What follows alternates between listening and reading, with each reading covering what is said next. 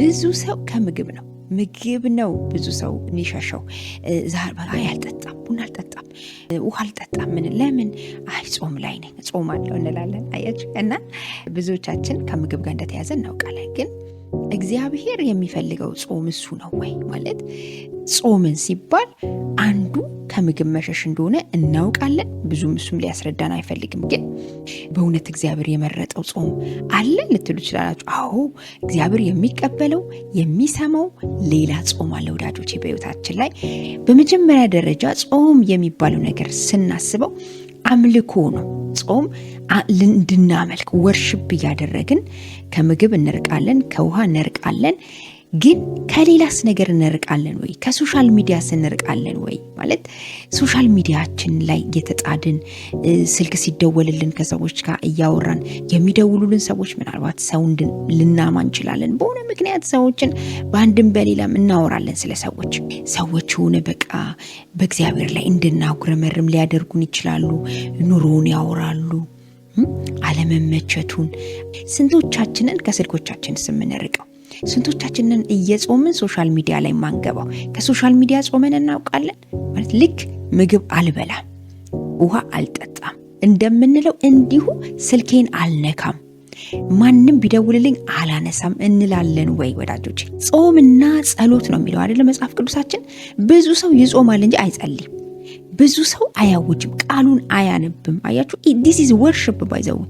እግዚአብሔርን የመፈለግ ህይወት ነው ይሄ የመጾም የመጸለይ እግዚአብሔርን የመፈለግ ህይወት በህይወታችን ላይ አንድ አይነት ናቸው፣ ተመሳሳይ ናቸው፣ አንድ ናቸው።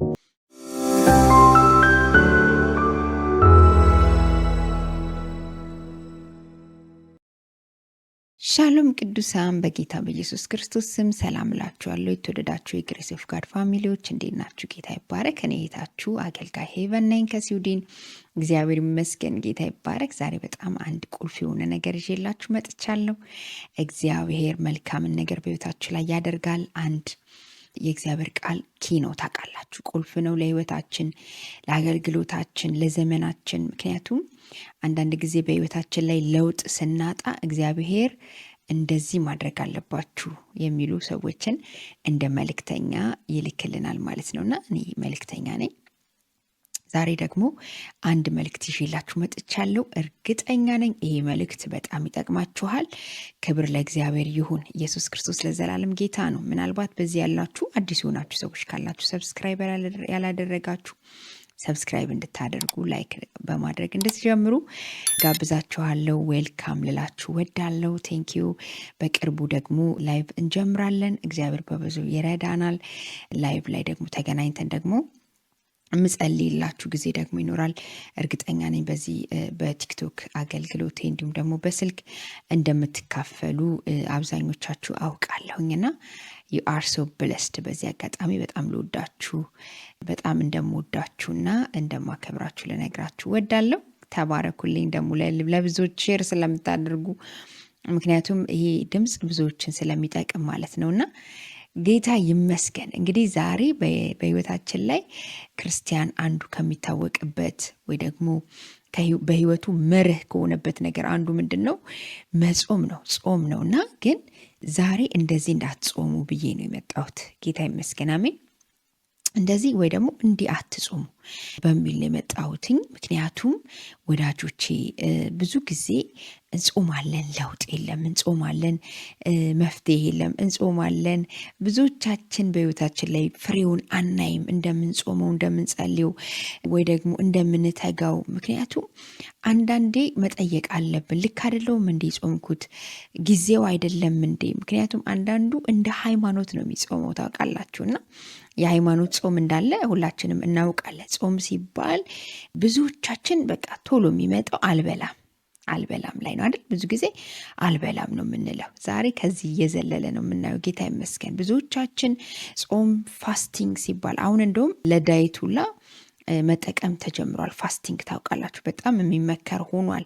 ሰውነት ለመቀነስ ውስጣችሁ ጤነኛ እንድትሆኑ ምናምን እየተባለ ምግብ ከመቀነስ ጋር በተያያዘ ፋስቲንግ ይላሉ ማለት ነውና ብዙ ጂም ከመስራት በፊት ፋስቲንግ ማድረግ አለብህ፣ መለማመድ አለብህ የሚሉ ብዙ በሚዲያዎች እያየን ነው፣ እየተከታተልን ነውና ብዙዎቻችን ጾም ሲባል የሚመጣልን ምንድነው? ምግብ ማቆም አይደል? በቃ ለተወሰነ ሰዓት ለ2 ሰዓት ይሆናል፣ ለ4 ሰዓት ይሆናል፣ ሙሉ ቀን ሊሆን ይችላል፣ ግማሽ ቀን። አይ በቃ ዛሬ ቁርሴን እዘላለሁ። አያችሁ፣ ብዙ ሰው ከምግብ ነው ብዙ ሰው የሚሸሸው። አይ አልጠጣም፣ ቡና አልጠጣም፣ ውሃ አልጠጣም። ለምን? አይ ጾም ላይ ነኝ፣ ጾማለሁ እንላለን። አያችሁ፣ እና ብዙዎቻችን ከምግብ ጋር እንደተያዘ እናውቃለን። ግን እግዚአብሔር የሚፈልገው ጾም እሱ ነው ወይ? ማለት ጾምን ሲባል አንዱ ከምግብ መሸሽ እንደሆነ እናውቃለን። ብዙም እሱም ሊያስረዳን አይፈልግም። ግን ዛሬ እግዚአብሔር ሊነግረን የፈለገው ሌላ አለ። ክብር ለእግዚአብሔር ይሁን። ኢየሱስ ጌታ ነው። አሜን። በእውነት እግዚአብሔር የመረጠው ጾም አለ ልትሉ ትችላላችሁ። አዎ፣ እግዚአብሔር የሚቀበለው የሚሰማው ሌላ ጾም አለ ወዳጆቼ። በሕይወታችን ላይ በክርስትና ዓለማችን ላይ ሌላ ጾም አለ። በጣም ይገርማችኋል። ክብር ለኢየሱስ ይሁን። እንግዲህ ሁላችንም ጾም ሲባል ኢሳይያስ ምዕራፍ 58ን እሱን ነው መልእክት አድርገን ሁላችንም የምንወስደው። ከሱም ቃል እናያለን። ግን እኔ ዛሬ ትንሽ ለየት ባለ መልኩ አሳያችኋለሁ። በአዲስ ኪዳን ላይ እነ ጳውሎስ የጾሙትን ጾም እናያለን ማለት ነው። ሐዋርያ ሥራ ምዕራፍ 13 ቁጥር 2 ላይ እንደዚህ ይላል፣ እነዚህም ጌታን ሲያመልኩና ሲጦሙ መንፈስ ቅዱስ በርናባስንና ሳውልን ለጠራዋቸው ስራ ለዩልኝ አለ። መንፈስ ቅዱስ ምን ሲያደርጉ? ሲጾሙና ሲያመልኩ ነው የሚለው። ክብር ለኢየሱስ ይሁን። እንደውም ሲያመልኩና ሲጾሙ ነው የሚለው መጽሐፍ ቅዱሳችንን በደንብ ሄዳችሁ ስታዩ። በመጀመሪያ ደረጃ ጾም የሚባለው ነገር ስናስበው አምልኮ ነው። ጾም እንድናመልክ ወርሽፕ እያደረግን ከምግብ እንርቃለን፣ ከውሃ እንርቃለን። ግን ከሌላስ ነገር እንርቃለን ወይ? ከሶሻል ሚዲያስ እንርቃለን ወይ? ማለት ሶሻል ሚዲያችን ላይ እየተጣድን ስልክ ሲደወልልን ከሰዎች ጋር እያወራን የሚደውሉልን ሰዎች ምናልባት ሰው ልናማ እንችላለን። በሆነ ምክንያት ሰዎችን በአንድም በሌላም እናወራለን ስለ ሰዎች። እንዲሁም ደግሞ ክፉ ሊሆን ይችላል፣ ደግ ሊሆን ይችላል፣ በምንም ደረጃ ሊሆን ይችላል። ሰዎች ሆነ በቃ በእግዚአብሔር ላይ እንድናጉረመርም ሊያደርጉን ይችላሉ። ኑሮውን ያወራሉ፣ አለመመቸቱን በቃ ጾምኩኝ፣ ጸለይኩኝ፣ ይኸው ክርስትናውም እንደዚህ ሆነ። አያችሁ፣ የተለያየ ዲስከሽን ያመጡላችኋል። በምን ስልክ ሲደውሉላችሁ ስታነሱ ማለት ነው። ስንቶቻችንን ከስልኮቻችን የምንርቀው? ስንቶቻችንን እየጾምን ሶሻል ሚዲያ ላይ ማንገባው? ከሶሻል ሚዲያ ጾመን እናውቃለን ማለት ልክ ምግብ አልበላም፣ ውሃ አልጠጣም፣ ቡና አልጠጣም፣ ምንም የሚቀመስ የሚላስ ነገር አላደርግም። ለስንት ሰዓት? ከጠዋት እስከ ምሳ ሰዓት። ከምሳ ሰዓት በኋላ ነው የምበላው፣ ከምሳ ሰዓት በኋላ ነው እንደምንለው እንዲሁ ስልኬን አልነካም፣ ማንም ቢደውልልኝ አላነሳም እንላለን ወይ ወዳጆች? አያችሁ፣ አንዱ ልንጾምበት አሁን በዚህ ዘመን በጣም ከባዱ እኔ ይገርመኛል። እንግዲህ አላቅም፣ ግን እስካሁን ድረስ አድርጌ አላቅም። እኔ ከማንም ጋርም ጾሜም አላቅም። ሚዲያ ላይ ጾም ጸሎት ይታወጃል፣ ያው በቤተ ክርስቲያን ይታወጃል። ጀነራል ለትውልድ ለመጸለይ፣ ለቤተሰብ ለመጸለይ፣ ለሀገር ለመጸለይ፣ ለነገስታት ለመንግስታት ለመጸለይ ይታወጃል አውቃለሁ። ግን አይዶን ነው እኔ ይሄ የግል ጾም ነው አሁን እያወራ ያለሁት ስለዛኛው ጾም ሳይሆን ይሄኛው የግላችን ጾም ግን ምን ያህል ከዛ። ምክንያቱም አሁን ሶሻል ሚዲያ ላይ ይታወጃል፣ ትገባላችሁ። ሶሻል ሚዲያ ላይ የግድ ነው። ስልካችሁን ታያላችሁ፣ ትገባላችሁ፣ እዛ ላይ አብራችሁ ትጸልያላችሁ። ዛሬ ጾሜ ነበር እስከ 50 ሰዓት፣ ዛሬ ጾሜ ነበር እስከ እንደዚህ ይላሉ ሰዎች ማለት ነው። እኔ ምንም በህይወታቸው ላይ ለውጥ ሲያመጡ አላየሁም። ይቅርታ አድርግልኝ እንደዚህ አይነት ሰዎች ማለት ነው።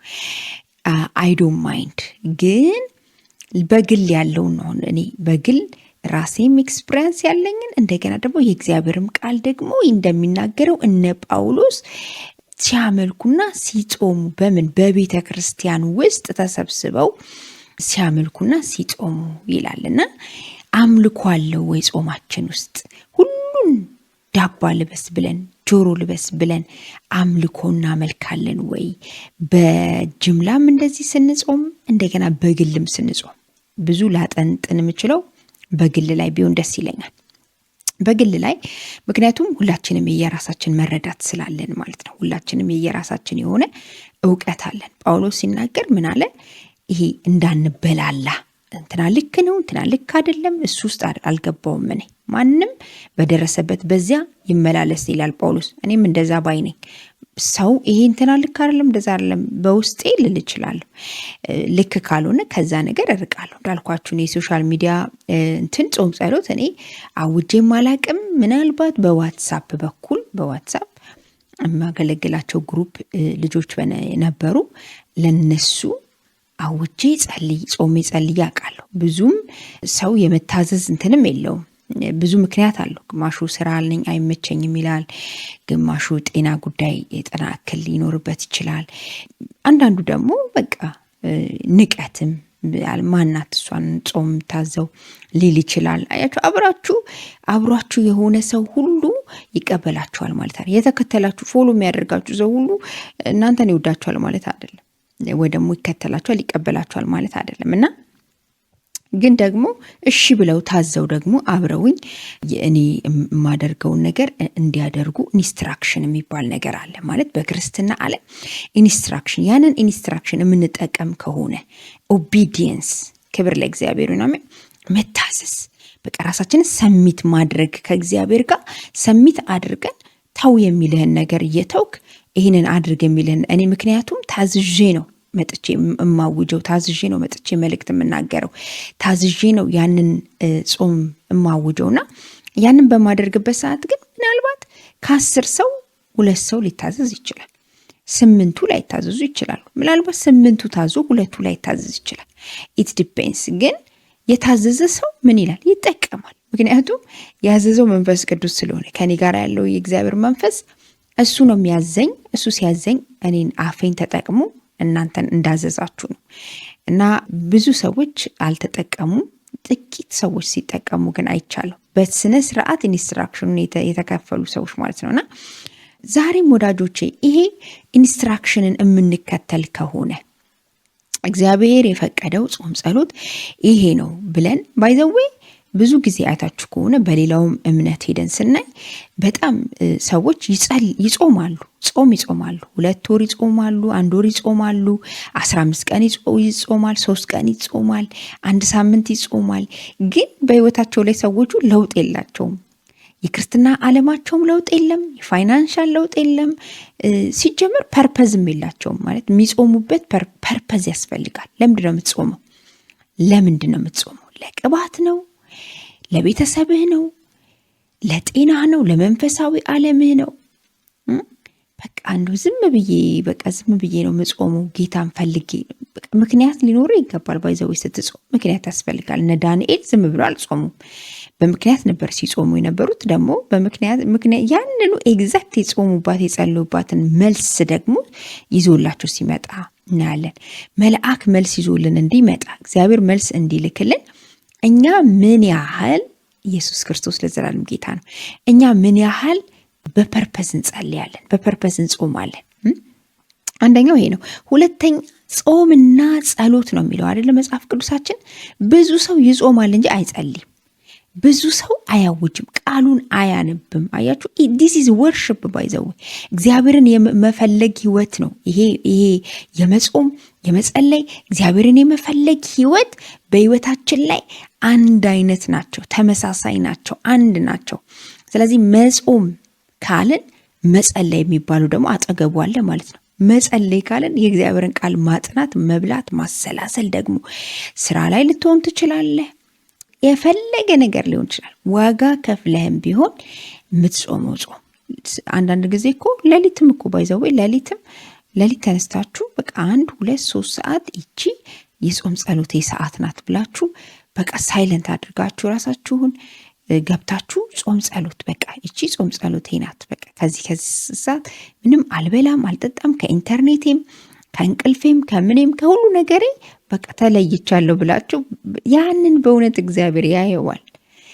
ያየዋል። ሞቲቫችሁን ያህል እግዚአብሔር መሰጠታችሁን ያያል። እሱን ይፈልገዋል እግዚአብሔር። ባይዘው መስዋዕት እግዚአብሔር ይፈልጋል ማለት አሁን እሱን ለማስደሰት ሳይሆን ላይክ እኛን ምን ያህል እኛ ሬዲ ነን፣ እሱን የምንፈልግበት መንገድ ምን ያህል ዋጋ እንከፍላለን የሚለው ነገር እግዚአብሔር ማየት ይፈልጋልና ያንን ነገር ስናደርግ እግዚአብሔር ዘንበል ይላል ማለት ነው። ክብር ለኢየሱስ ይሁን። ስለዚህ እነዚህ ሰዎች ጋር መልስ መጣ። መንፈስ ቅዱስ መናገር ጀመረ። ምን ሲያደርጉ? ሲጾሙና ሲያመልኩ ነው የሚለው። ቃል እየተካፈሉ ነው። እርግጠኛ ነኝ ያለ ቃል ምንም እዛ እንደማይሰሩ አውቃለሁ። ግን ቃል እየተካፈሉ እየጾሙ እያመለኩ መንፈስ ቅዱስ መጣ። በጌታ በኢየሱስ ስም ወደዚህ ልምምድ ገብታችሁ መንፈስ ቅዱስ መልሳችሁን ይዞላችሁ ይምጣ። በቤታችሁ ባላችሁበት በአድራሻችሁ። ክብር ለኢየሱስ ይሁን። አሜን። ስለዚህ ወዳጆቼ ስንጾም ጸሎት የሚባለውን ነገር ደግሞ አብረን እናድርግ። እንዳልኳችሁ ያለበለዚያ ሃይማኖት ነው የሚሆነው። ሃይማኖተኞች ሲጾሙ ምናልባት ከሱስ ከመጠጥ ሊጾሙ ይችላሉ፣ ከሴት ሊጾሙ ይችላሉ፣ ከምግብ ሊጾሙ ይችላሉ። እሷም ሰዓት አለቻቸው።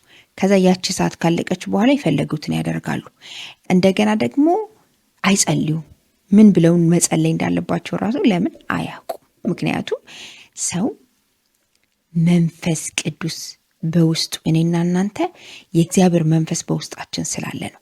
የእግዚአብሔር መንፈስ ሲያገኛችሁ ቦርን አጌን ስትሆኑ ዳግም ስትወለዱ የምታደርጉት ነገር አንዱ ምንድን ነው ስትሉኝ፣ ወይ ደግሞ የምታገኙት ቤኒፊት አንዱ ምንድን ነው ሲባል መንፈስ ቅዱስ ነው። በውስጣችሁ መንፈስ ቅዱስ ስላለ እንዴት ብዬ ልጸልይ ብላችሁ ስትጨናነቁ ስትቸገሩ አትታዩም ማለት ነው።